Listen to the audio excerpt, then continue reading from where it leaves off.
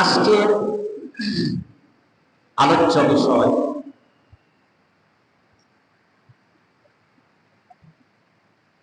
সেটা হলো ইখলাস, অর্থাৎ আমরা সমস্ত নেক আমলের বেলায় যত নেক আমল করব এবং আল্লাহর নিকট যখন দোয়া করব, আমরা সেটা পাবো যে আমরা আল্লাহ পাক রব্বুল আলামিনকে দেখে ইবাদত করতেছি। আমরা আল্লাহ পাককে দেখতেছি, যদি আল্লাহকে দেখি না, আল্লাহ পাক আমাদেরকে দেখতেছেন।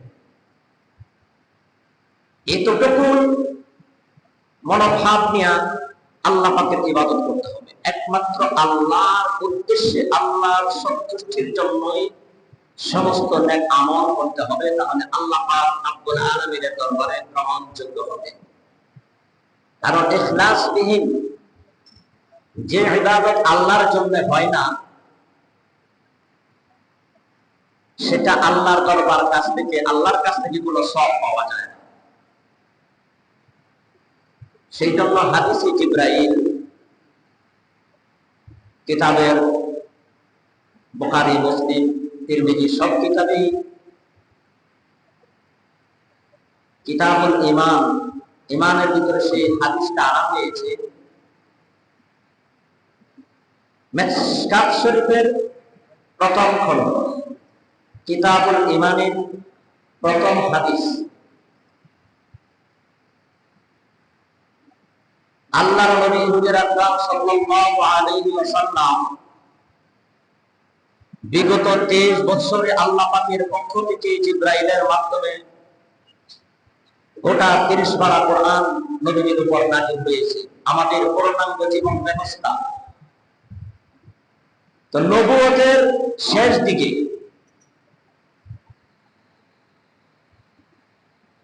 সাহাবায়ে কেরাম নবীজিকে প্রশ্ন করতে ভয় পেতেন। কারণ সাহাবীরা ধারণা যে কোন অপরিচিত লোক এসে নবীজিকে প্রশ্ন করবে আর নবীজি সেই প্রশ্নের উত্তর দিবেন, আমরা সেখান থেকে শিক্ষা গ্রহণ করব। কারণ নবুয়তের শেষ দিকে যখন কোরআনের আয়াত নাযিল হয়ে গেছে, লা তাসআলু আন আশিয়াআ ইন তুবদা লাকুম তাসুকুম, আল্লাহ পাক বলেন তোমরা এমন কোন বিষয়ে প্রশ্ন করো না যে বিষয় প্রশ্ন করলে তোমাদের খারাপ লাগবে, তোমাদের খারাপ লাগবে এমন কোন বিষয়ে আমাকে প্রশ্ন করো না। এই কোরআনের আয়াত নাযিল হওয়ার পরে সাহাবীরা নবীজির কাছে প্রশ্ন করতেন না, ভয় পেতেন যে অন্য কোন অপরিচিত লোক এসে নবীজিকে প্রশ্ন করুক, আমরা শিখব। কারণ আপন লোক যারা জানে, তারা যদি ভুল করে বা বেয়াদবি করে, সেটা মেনে নেওয়া যায় না।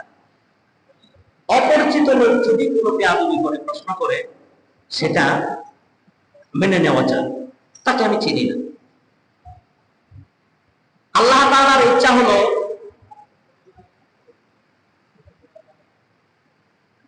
গোটা 30 পারা কোরআন যে পূর্ণাঙ্গ ইসলামটা যেন একটা প্যাকেট আকারে হয়, সেই জন্য নবীজির কাছে আল্লাহ পাক রব্বুল আলামিন নবীকে প্রশ্ন করবেন আর নবীজি উত্তর দিবেন। এখন কাকে পাঠানো যায়?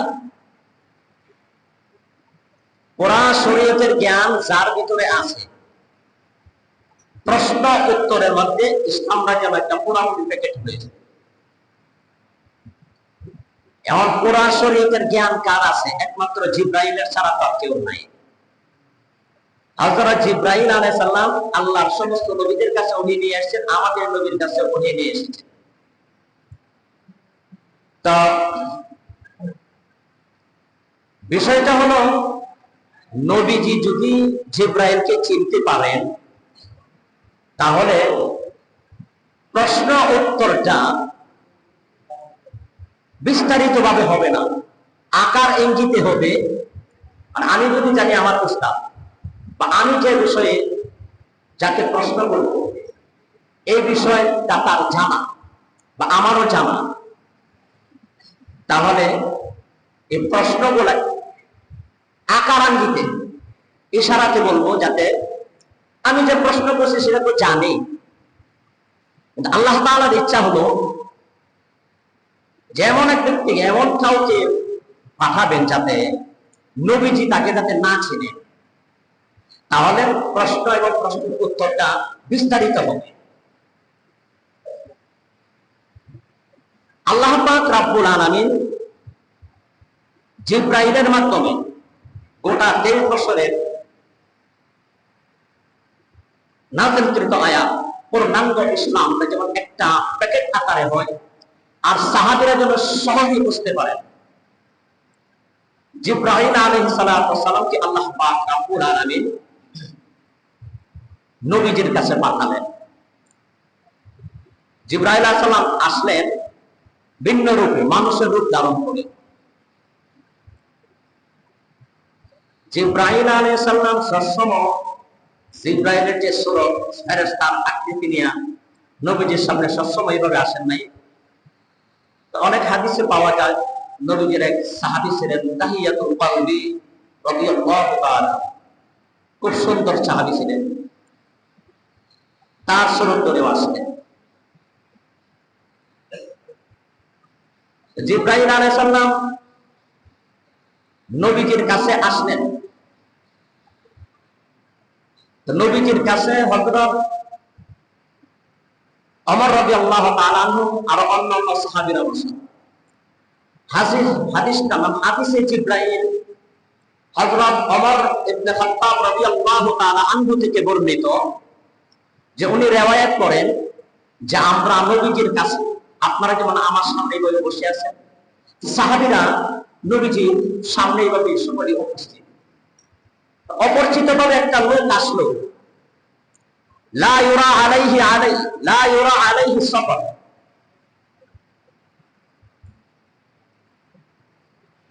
যে লোকটা আসলো লা ইউরা আলাইহি সফর মানে সফরের কোন আলামত তার শরীরে পাওয়া যায় না। কারণ সফর থেকে যদি আসে, জামা কাপড় ময়লা থাকবে, চুলগুলো এলোমেলো থাকবে, সাদিদু সাওয়াদি শাআর, তার পোশাক আদি একবারে দবদবে সাদা, চুলগুলা সাজানো। লা ইউরা আলাইহি সফর, সফরের কোন আলামত তার চেহারায়, চুলে, শরীরে পাওয়া যায় না। আয়েশা বলতেছে মান মুহাম্মদ সাল্লাল্লাহু আলাইহি ওয়াসাল্লাম, নবীজিকে সম্বোধন করে ডাকতেছে। সাহাবীরা নবীজিকে এইভাবে সম্বোধন করে ডাকতেন না। এরপরে দরজার কাছে এসে বলল, আমি কি আসতে পারি? আমার আসার অনুমতি আছে, আমি কি আসতে পারবো? এই কথা দ্বারা বোঝা যায় যে লোকটার আদব আছে। কোন মজলিসে প্রবেশ করলে কিভাবে প্রবেশ করতে হয়, অনুমতি নিয়ে যাইতে হয়, সেই আদব তার জানা আছে। তো যাই হোক, নবীদের কাছে আসলেন। আসার সাথে সাথে আমরা যেমন নামাজের সুরতে বসি, আল্লাহর নবী হুজুর আকরাম সাল্লাল্লাহু আলাইহি ওয়াসাল্লামের সামনাসামনি একবারে নামাজের সুরতে বসলেন। বসার আদবে বোঝা যায় লোকটা আদব কায়দা আছে। এবং আত্মবিতিক রকম তার হাতটুকু নবীজের রাম মুবারক, সেইভাবে নামাজের স্রোতে বসে হাত দুটা নবীজির রামের উপর এভাবে রেখে দিলেন, নবীজির পা। আমি যারা আদব লেবাদ জানে না, গ্রামের কিছু মানে যারা লোক, অনেকেই কোন মজলিসে যাওয়ার পর তাদের সাথে কিভাবে কথা বলতে হবে, কিভাবে বসতে হবে এটা অনেকে জানা নাই। তারা একদম গ্রাম্য লোকের মতন এইভাবে নবীজির পা মোবারকে হাত রেখে এভাবে সামনাসামনি বসলেন। বসার পরে নবীজিকে প্রশ্ন করলেন, আখবিরনি আনিল ইসলাম, নবী ইসলাম কি? ইসলাম কি জিনিস এটা আমাকে বলুন। কি বললেন? আখবিরনি আনিল ইসলাম। আল্লাহর নবী উত্তর দিলেন, আল ইসলাম ক্বালা আন তাশহাদা আল্লা ইলাহা ইল্লাল্লাহ ওয়া আন্না মুহাম্মাদুর রাসূলুল্লাহ সাল্লাল্লাহু আলাইহি ওয়াসাল্লাম। তো ইসলাম হচ্ছে এটা যে তোমরা এই কথা সাক্ষী দাও আল্লাহ ছাড়া কোনো ইলাহা নাই, কোনো মাবুদ নাই, হযরত মুহাম্মদ সাল্লাল্লাহু আলাইহি ওয়াসাল্লাম আল্লাহ তাআলার প্রেরিত রাসূল। কোন সুবহানাল্লাহ। ওয়াতুকিমাস সালাহ, এবং পাঁচ ওয়াক্ত নামাজ আদায় করো। ওয়াতুতুনাজ যাকাত, যাকাত আদায় করো। ওয়াতাসুমু রমাদান, রমজানের রোজা আদায় করবে। ওয়াতুহিজ্জাল বাইতু ইসতাতা ইলাইহি সাবিলা, এবং হজ যখন ফরজ হবে তখন হজ করবে।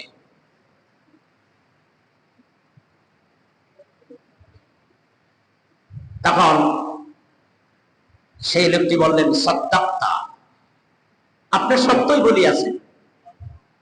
হযরত ওমর রাদিয়াল্লাহু তাআলা আনহু বলেন, ফাজিবনা লাহু লিয়ুসাদ্দিকহু, আশ্চর্য ব্যাপার, সে একদিকে প্রশ্ন করছে আর একদিকে সত্যায়ন করছে যে আপনি ঠিকই বলেছেন, আপনি সত্যই বলেছেন।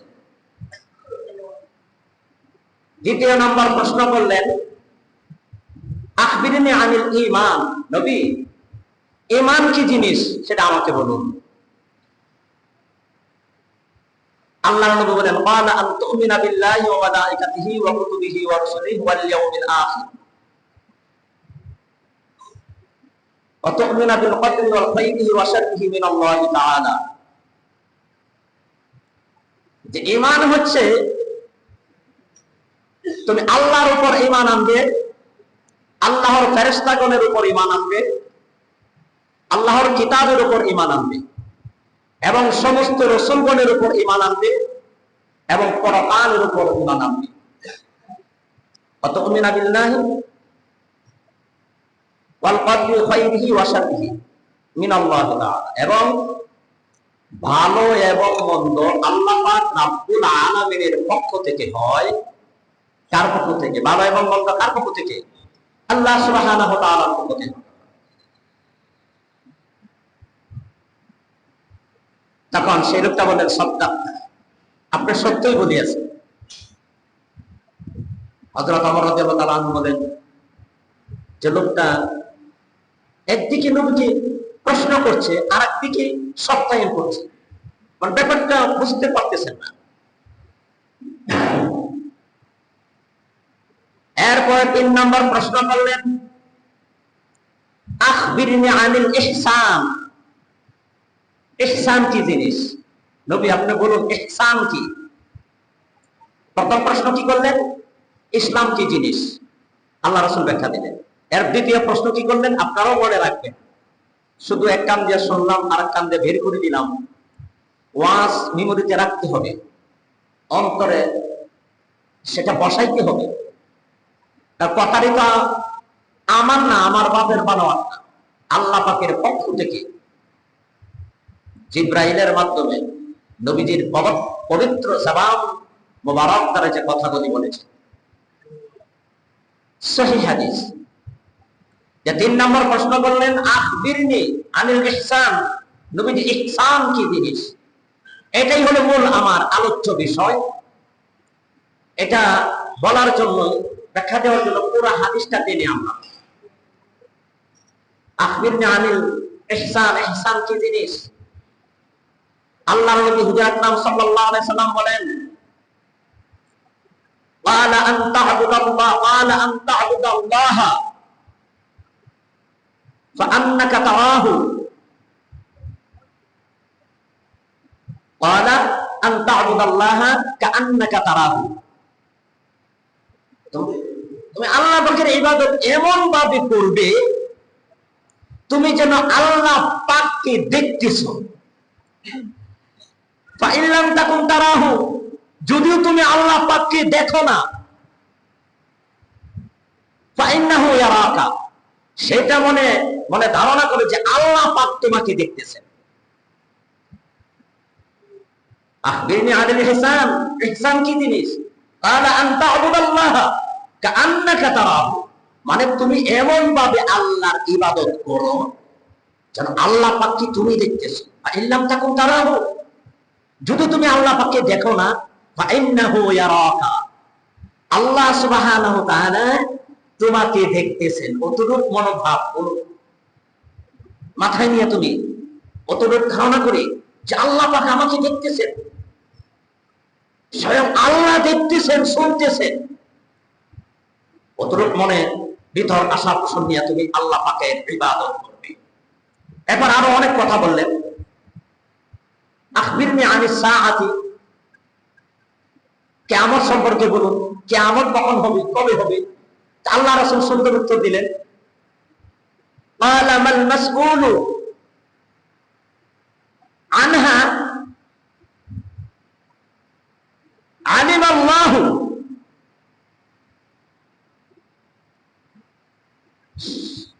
প্রশ্নকারী ব্যক্তির চেয়ে আর জিজ্ঞাসাকারী ব্যক্তি জিজ্ঞাসিতর চেয়ে বেশি জ্ঞান রাখে না। মানে অর্থাৎ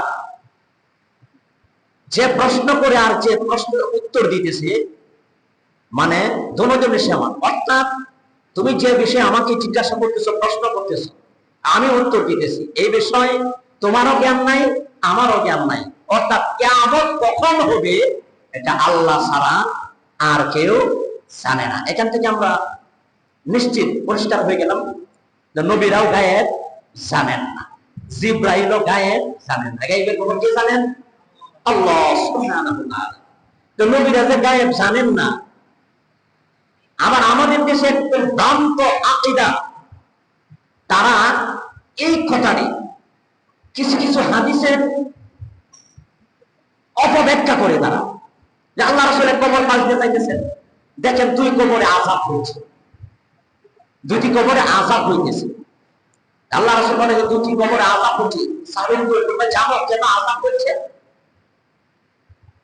যে আল্লাহর আযাব যে হচ্ছে আল্লাহ রাসূল বলেছেন দেখে বলতেছে, আল্লাহ রাসূল দেখতেছেন। এটা আল্লাহ রাসূলের মুআজিজা, এটা আল্লাহ রাসূলের মন গড়া কথা নয়।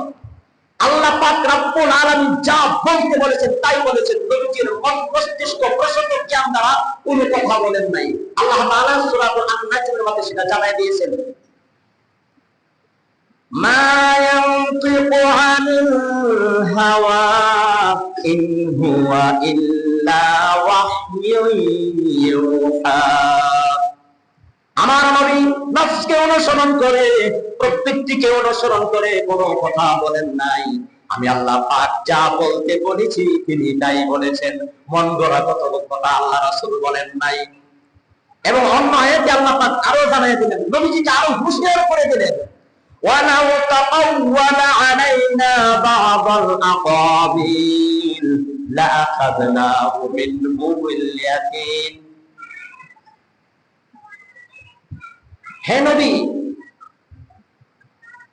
আপনি যদি আমি যা ওহী নাযিল করেছি সেটা বাদ দিয়া নিজের মন থেকে কোনো কথা যদি আল্লাহর নবী বলতেন, ফাআখাযনাহু বিল ইয়ামিন, মানে আল্লাহর পাক রব্বুল আলামিন আমি নবীজির ডান হাতকে বাম হাতকে চেপে ধরতাম, সুম্মা লাকাতানা মিনহুল ওয়াতিন, তার কণ্ঠনালী আমি শিরা কেটে দিতাম, তোমরা কেউ বাঁচাতে পারবে না। সুবহানাল্লাহ। নবী যদি মন গড়া মতো কিছু বলতেন, তাহলে নবীজি মন গড়া মতো কিছু বলেন নাই। আল্লাহ যা বলতে বলেছেন নবীজি তাই বলেছেন। যাই হোক, হাদিসটা যে কিয়ামত সম্পর্কে আমি জানি না, তুমিও জানো না।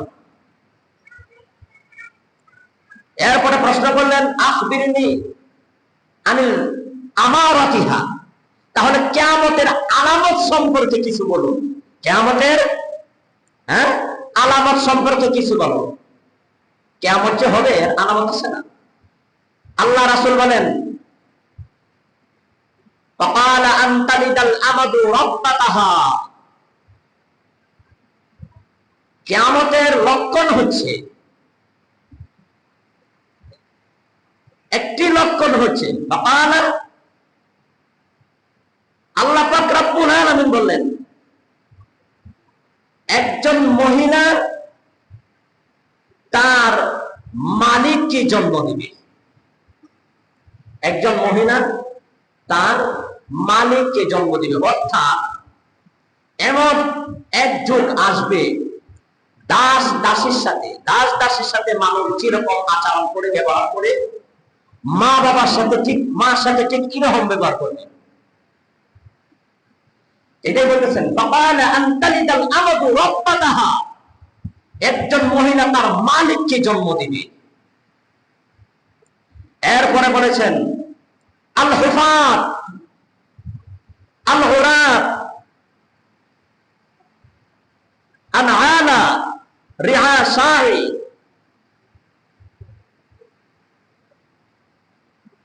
আল্লাহ নবী হুজুর আকরাম সাল্লাল্লাহু আলাইহি ওয়াসাল্লাম বলেন আল হুরা আল হুফাত মানে যাদের পায়ে জুতা ছিল না, খালি পায়ে ছিল, আল হুরাত লেঙ্গা বদন, শরীরে কোনো কাপড় চোপড় ছিল না, আল আলা খাবার ছিল না, রিআসাই বকরি চড়াইতো, টুকাই, পরনে কাপড়, লেঙ্গা বদন, পরনে কোনো কাপড় ছিল না, পায়ে জুতা ছিল না, খাবার ছিল না, রিআসাই এমনকি বকরির রাখাল, মানে সবচাইতে গরু রাখাল হলেও একটা কথা ছিল, ওটা রাখাল হলেও একটা কথা ছিল, চড়াই কি বকরি। ওই সমস্ত লোকেরা এতটা বাড়ো না ফিল বুনিয়ান, মানে তারা লম্বা লম্বা ইমারত, বিশাল বড় বড় টাওয়ার করবে এবং প্রাসাদ বাঁধবে। যাদের পরনে কাপড় ছিল না, পেটে খাবার ছিল না, পায়ে জুতা ছিল না, ওই সমস্ত লোকরা এতটা বাড়ো না, তারা আনিল বুনিয়ান মানে বড় বড় ইমারত নির্মাণ করবে। ঢাকা শহরে বিশাল বড় বড় ইমারত, বিশাল বড় বড় টাওয়ার গুলি হচ্ছে। ওর বাপ দাদার খবর নিয়ে দেখেন তাদের পরিচয়টা কি ছিল। আল্লাহ রাসূল যে বলেছেন এমন যুগ আসবে, তো ওই সমস্ত লোকেরা, ওই টোকাই লোকেরা বিশাল বড় বড় মানে ইমারতের তারা প্রতিযোগিতা করবে। এমন যুগ বর্তমানে আইসা গেছে, কিয়ামতের আলামত। ইদা কুসিদাল আমরু ফান্তাজিরি সাব, কিয়ামতের আরেকটি আলামত হচ্ছে অযোগ্য লোক যখন ক্ষমতা পাবে, যার কোনো যোগ্যতা নাই, রাষ্ট্র পরিচালনা কিভাবে করতে হবে, সমাজ পরিচালনা কিভাবে করতে হবে, সেই জ্ঞান যার নাই, অযোগ্য লোক, তারা যখন ক্ষমতা পাবে তখনই ক্ষমতায় অপব্যয় করবে, তখনই আলেমদের উপর নির্যাতন আসবে। নির্যাতন হইতেছে, এখন যুগ আইসা গেছে, হাদিসের সাথে মিলে গেছে। আমরা এই হাদিসে জিব্রাইল, এই হাদিস থেকে শিক্ষা পেলাম যে আমরা যা ইবাদত করবো সব আল্লাহর জন্য। কার জন্য হতে হবে? আল্লাহর জন্য। হাদিসের কিছু ব্যাখ্যার মধ্যে কিছু ঘটনাও আছে, আজগবি ঘটনা। একটি ঘটনা, এক দরবেশ সাহেব এক কোরআন নিয়ে যাচ্ছেন গাছ কাটতে, একটা বট গাছ কাটবে। তখন শয়তান সে বুজুর্গ পেশ করে সামনে দাঁড়াইছে, কোথায় যাও? ওই বট গাছ মানুষে পূজা করে। আগে তো হিন্দুরা পূজা করতো, এখন কিছু কিছু নামদারি মুসলমান বট গাছ পূজা করা শুরু করছে। সেখানে সিন্নি দেয়, সেখানে জানি কি আগরবাতি মোমবাতি দেয়। আর না জেনে বলছি না, জেনেই বলছি। গাছ আল্লাহ পাক সৃষ্টি করেছেন মানুষের ছায়ার জন্য, মানুষের কল্যাণের জন্য, এটাকে পূজা করতে গেছে। যাই হোক, গাছ যখন কাটতে যাইতেছে তো না তুমি কাটতে পারবা না, না আমি কাটবো, লাগছে কুস্তি। একবারে প্রথম সামছে শয়তানকে, ওই বুজুর্গকে ধরাশায়ী তলে ফেলে দিল। শয়তানে বলে উপর উঠে বসছে বুজুর্গ দরবেশ সাহেব, তুমি আমাকে মেরো না, তুমি আমাকে ছেড়ে দাও, মেরো না, তুমি গাছও কেটো না, তুমি আমাকে মেরো না, তোমাকে আমি প্রতিদিন 2 দিরহাম করে তোমার বিছানা বালিশের নিচে রেখে আসবে। জানো সুবহানাল্লাহ কইেন না। তা বোঝা যায় বালিশের নিচে বিছানার নিচে টাকা পাইলে শয়তানও রাখে, জিনেরাও রাখে। তা আল্লাহ রাখতে পারেন, সেটা ভিন্ন কথা। যে 2 দিরহাম করে একদিন 2 দিন 3 দিন যখন এইভাবে দিরহাম পাইতেছে আর গাছ কাটে না, তখন আর একদিন দিরহাম নাই, এভাবে যখন 2 দিন দিরহাম পায় নাই, কোরাল নিয়ে যাচ্ছে গাছ কাটাতে। গাছ কাটতে যাইতেছে, শয়তান বলতেছে কোথায় যাও? গাছ কাটতে যাইতেছি, যে না তুমি গাছ কাটতে পারবা না, না তুমি আমাকে 2 দিরহাম করে দিবা, বলছিল এখন 2 দিন ধরে যাও না, আমি গাছ কেটে ফেলবো, না তুমি কাটতে পারবা না। লাগছে দরাশাই, কুস্তি কুস্তি, প্রথম শান্তি ওই দরবেশ সাহেবকে দরাশাই করলো, শয়তান বুকের উপর ওইটা বসলো। কি ব্যাপার? ওটা 2 দিন আগে তোমাকে আমি দরাশাই করলাম, প্রথম শান্তি তোমাকে আমি মিশে ফেলিয়ে দিলাম, আর আজকে তুমি আমাকে প্রথম শান্তি তুমি আমাকে মিশে ফেলে দিলে, কারণটা কি একটু বলো? হ্যাঁ, কারণটা হচ্ছে প্রথম দিন যে তুমি গাছ কাটতে চাইতে, এটা তোমার স্বার্থের জন্য নয়, আল্লাহর স্বার্থে। কোন সুবহানাল্লাহ। আজকে তুমি 2 দিনের পাও নাই, তোমার স্বার্থের জন্য তুমি গাছ কাটতে যাইতেছো। অতএব আল্লাহর রহমত, আল্লাহর সাহায্য আজকে তোমাদের কাছে নাই, তোমার কাছে নাই। কোন সুবহানাল্লাহ। এরকম অসংখ্য ঘটনা। হযরত ওমর রাদিয়াল্লাহু তাআলা আনহু, এই এক লোক নবীজিকে গালি দিচ্ছে, এক ইহুদি নবী থেকে গালি দিচ্ছে। অর্থাৎ আল্লাহকে যদি কেউ গালি দেয়, নবীজিকে যখন কেউ কটূক্তি করে গালি দেয়, ওর দুনিয়াতে তাহার কোনো অধিকার নাই, তাকে মানে শেষ করে দেব, তার দুনিয়াতে বাঁচার কোনো অধিকার নাই, মুরতাদ হয়ে যায়। তখন সেই ইহুদি যখন গালি দিল, হযরত ওমর রাদিয়াল্লাহু তাআলা আনহু তরবারি হাতে নিলেন, বুকের উপর উঠে বসলেন।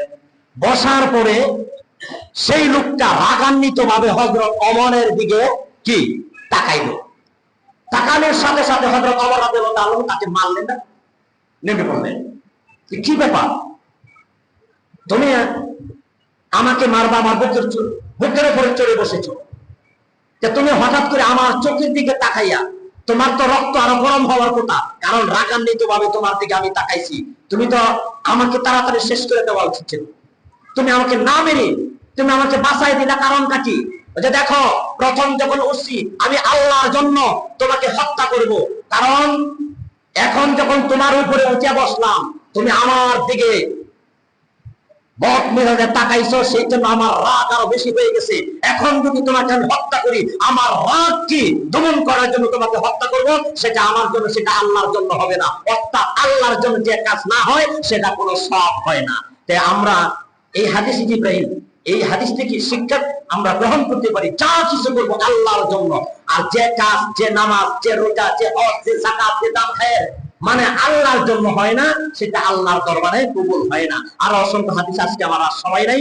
তো যাই হোক, এই যে 3 ব্যক্তির হাদিস আমি আরো বলেছি। এক ব্যক্তি হলো দানশীল ব্যক্তি, আরেকজন আলেম ব্যক্তি, আরেকজন হলো মুজাহিদ। তারা কালকে আমাদের জাহান্নামে যাবে। মুজাহিদ আল্লাহর জন্য দিন প্রতিষ্ঠার জন্য লড়াই করে নিজের জান বিসর্জন দিয়েছে, কারণ তার মনের মধ্যে আল্লাহর সন্তুষ্টির উদ্দেশ্য ছিল না মানুষে আমাকে খিতাবি দিবে, মানুষে আমাকে মুজাহিদ করবে, আমাকে বীর উত্তম, বীর বিক্রম, এই ধরনের আমার নামে সেমিনার হবে, আমার নামে রুট হবে, মানুষ আমাকে দানশীল করবে, হাতেম ঠাই বলবে। এই জন্য যারা দান করবে এবং মানুষ আমাকে বক্তা বলবে, আলেম সাহেবকে, কারি সাহেব যিনি, মানুষ আমাকে বক্তা বলবে, মানুষ আমাকে একটু ভালো বলবে, সেই জন্য আমি এলেম শিখতেছি, এলেম প্রচার করতেছি। ওই উদ্দেশ্য যাদের মনে থাকবে, ওই ধরনের আলেম, ওই ধরনের দানশীল ব্যক্তি আর ওই ধরনের মুজাহিদ ব্যক্তি, আল্লাহ সুবহানাহু ওয়া তাআলা মাথা উল্টা করে তাকে তাদের জন্য জাহান্নামে নিক্ষেপ করবেন। বলেন নাউযুবিল্লাহ। আল্লাহ সুবহানাহু ওয়া তাআলা আমাদের সমস্ত নেক আমল একমাত্র আল্লাহর জন্য, আল্লাহর সন্তুষ্টি অর্জনের জন্যই করব। আল্লাহ সুবহানাহু ওয়া তাআলা আমল করার তৌফিক দান করুন। আমিন। ওয়া আখিরু দাওয়ানা আলহামদুলিল্লাহ।